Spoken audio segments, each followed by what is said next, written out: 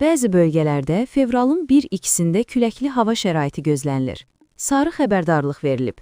Sfera.az xəbər verir ki, bu barədə Milli Hidrometeorologiya Xidməti məlumat yarıb.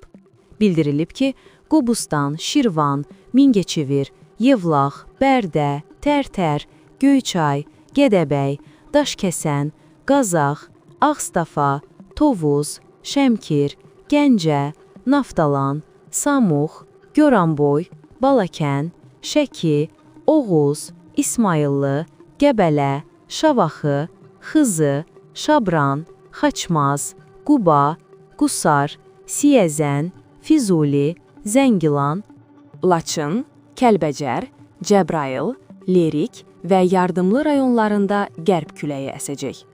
Küləyin sürəti 13.9-20.7 metr/saniyə təşkil edəcək. Ən yeni xəbərlər üçün Xəbər Bürosu kanalına abunə olun və bildirişləri aktiv edin.